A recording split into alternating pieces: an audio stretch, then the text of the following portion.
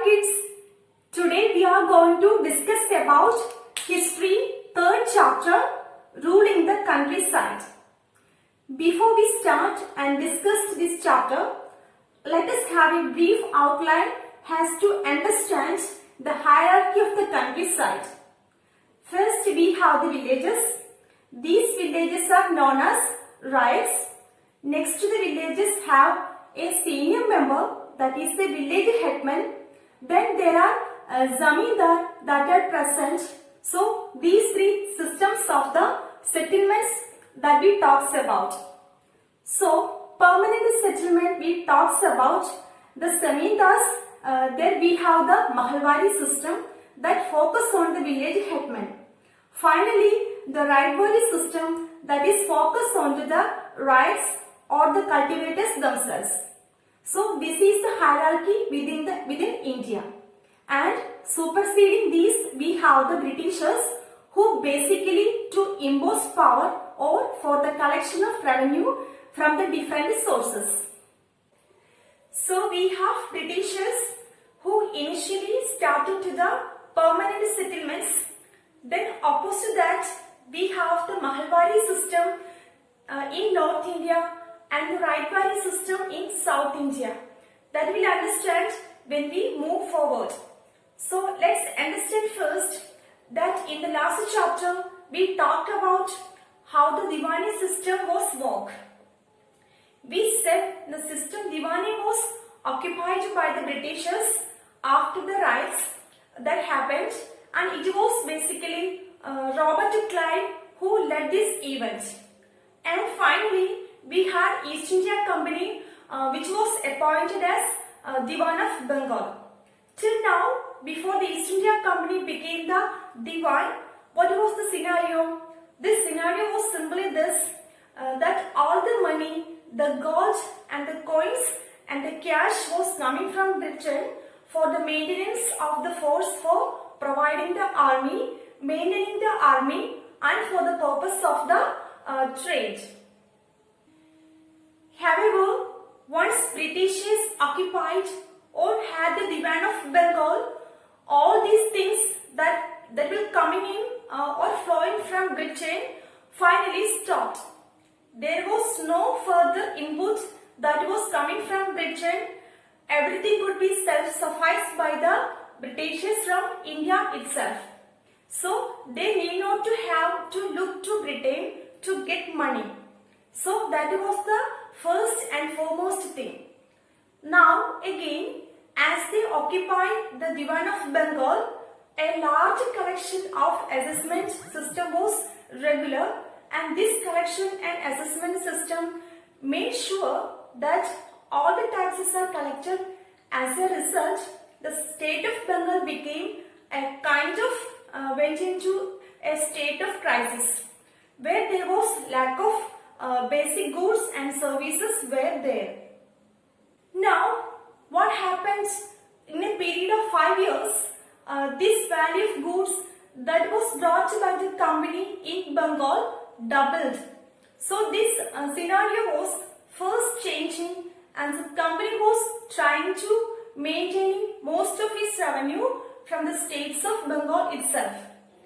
In 1770, there was a terrible famine in Bengal which caused more than 10,000 of people are destroyed, and about 1/3 of population was wiped away. So they were in an idea to improve the agriculture. This started with the idea given by Charles Cornwallis, who talked about the permanent settlements. As he said, permanent settlements talked about the zamindar system. So we had the zamindar who were the important ones. And these zamindar works basically for collecting the revenue.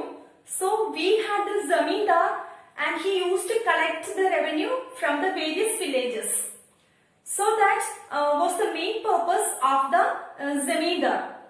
Now this system, the important thing here was the amount that was to be collected was fixed. There was no change in the amount that was made. Now this amount was high initially, so the farmers and cultivators had to suffer a lot. However, later on the situations improved and the agriculture flourished. What happened was the British feel that they are charging the very less amount. So now they wanted to increase the amount. There was no scope because the contract had been signed for a fixed amount, and that was the amount that they had to pay. Now, those Zamindar who initially found that this amount is very high and they cannot pay the taxes for the same amount, they lost their zamindari and finally had to sell the land to the company in the auction. So that was the state of the zamindars. Now in the first decade of the 19th century, the price of the land increased and the cultivation of also expanded. As a result, company felt that at a loss because they had fixed the price of the rent and how they can charge more money. So that was the state of the company during that time. However, villages always opposed this system. Now there was a new system that was coming in. This was Munro system. This system was developed by Thomas Munro. Now Munro system was basically developed by the system to explain that this fixed system of rent or revenue collection was not apt. Then we have Mahalwari system under Holt Melkins in 1822. So what he did was he introduced the concept of Mahal, under which he gave the term Mahalwari. So Mahal is a village or a group of village, and each village had a group of village has a village headman. So what was the responsibilities for the village headman was the collection of taxes. So now what happened was, under this new system of Mahalwari, there was no role for the zamindar. And what became the important were the village headman. So these village headmen basically collect the tax, and this was not a fixed amount that was charged, and this amount was revised periodically based on the situation. If it was drought here, the amount was decreased, and if it was crops was flourished, the amount was increased. So this amount slowly fluctuated. Now again, this Mahalwari system, as we said, became very popular in North India. However, in South India, the scenario was different. In South India, villages were working their own place. So these villages were known as rights, and based on these rights, we had Rightwari system that was introduced in South India. So this South Indian system removed the concept of zamindars, removed the concept of village headmen, and what was there was only the rights that was present, and these rights basically were in charge, were paying their taxes directly to the Britishers, and these Britishers acted as a kind of parental or fatherly figure for them. So that was three systems that we had discussed about those who are the permanent settlements, the Mahalwari system and the Rightwari system. Now we have crops for Europe. Now what was the scenario of cropping? Till now it was realized that the countryside, that the rural area was good for generation of revenue, but slowly Britishers realized that they could even grow crops in India which could be useful for Europe. It started with 18th century, and the idea was growing opium and indigo in India. Later on, they started growing jute in Bengal, tea in Assam, sugarcane in Uttar Pradesh, wheat in Punjab, cotton in Maharashtra and Punjab, rice in Madras. Many of these came up as plantation crops, and these were other crops like wheat and cotton, which would be demand in European nation. Now, what was indigo? Indigo is a kind of blue colored dye that is present, and it was common in 19th century. It was a high demand in the Morris print in Britain, and this Morris print was one of the biggest and most important source because India was considered as the largest supplier of indigo throughout the year at that time.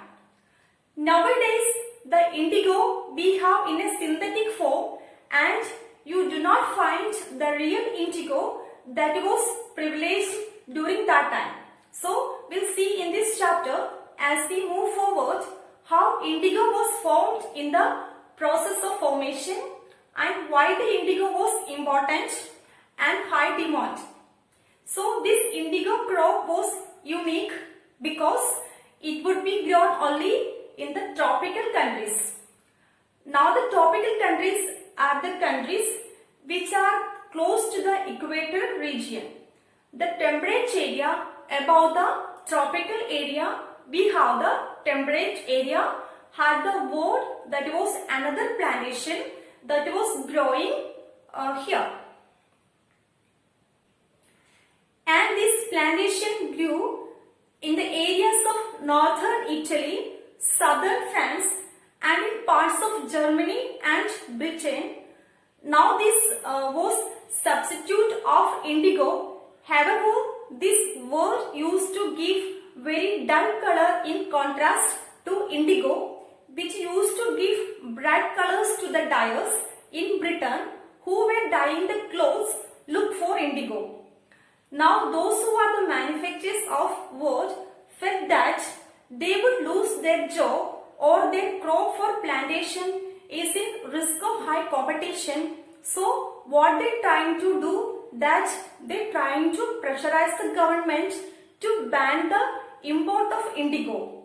However, for few years it happened, but later on in 17th century this ban was relaxed, and finally we had the cultivation of indigo that was seen throughout the world. So French started cultivating indigo in Saint Domingo in Caribbean, then in Portuguese indigo cultivated in Brazil, and English in Jamaica and Spanish in Venezuela. Now these indigo plantation required a kind of forced labor that was in the farms. It also started in the parts of North America. Now when it was growing in West Indies and America, the supply slowly collapsed.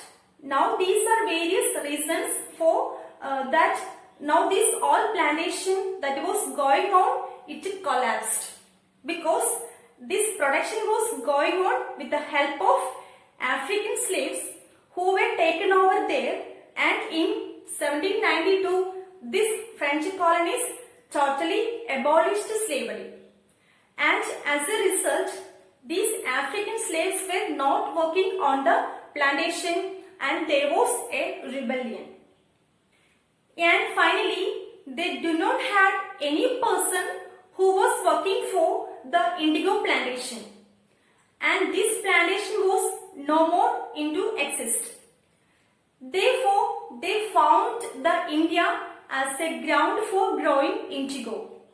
Now in India, in the 18th century, if you look on to 1788, there was 30% of indigo that was exported from India, and this increased 95% in 18 ton.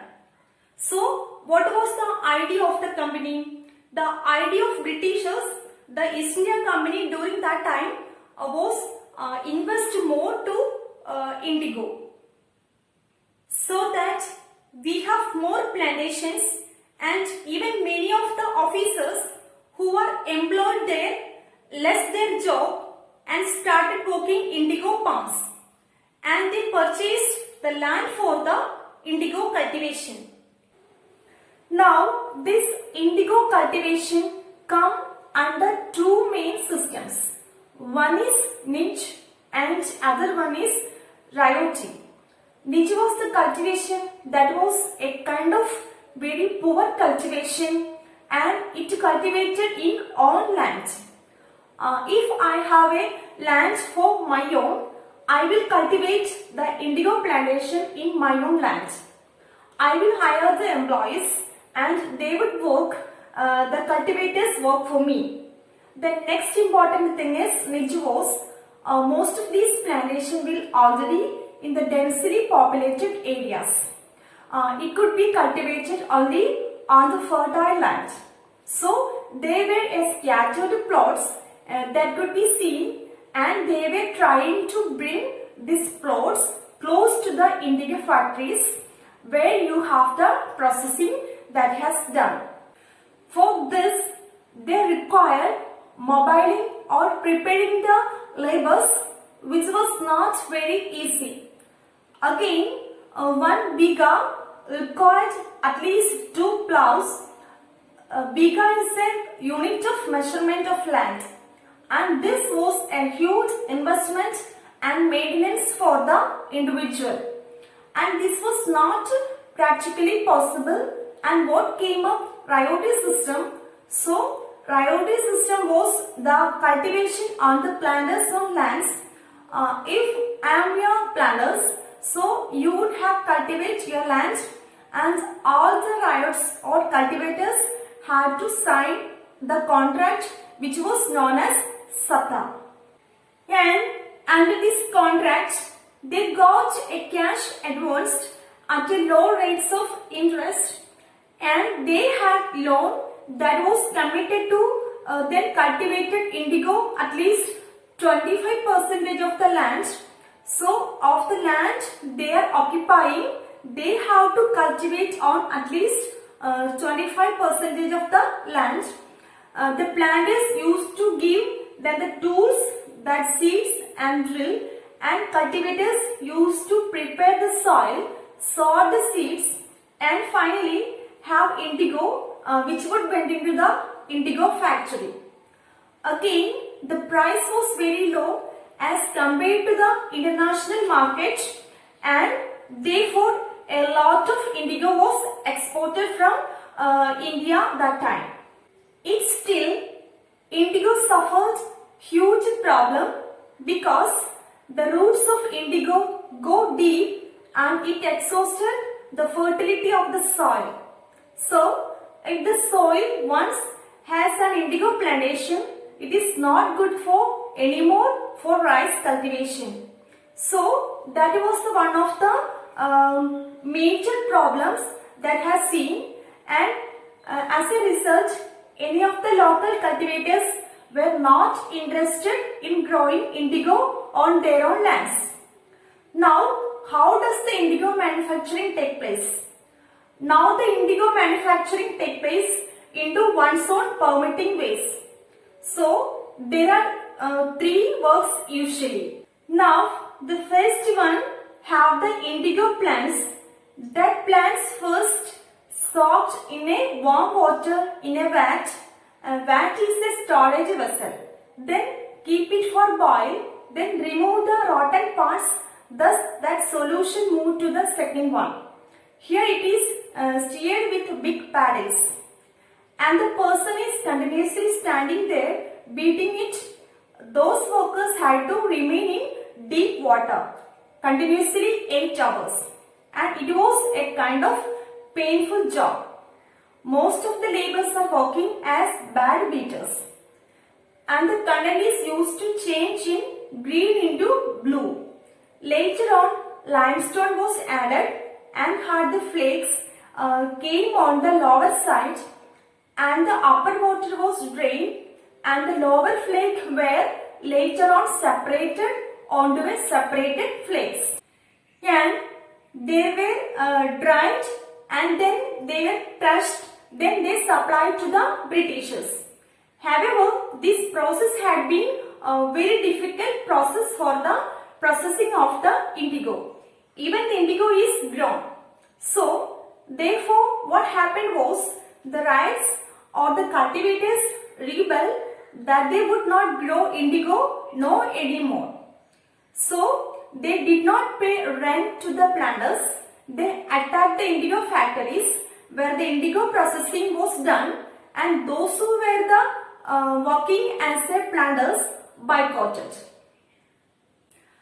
Again, the Gomastas, the agents of the planters who came to collect the taxes or the rent, were beaten.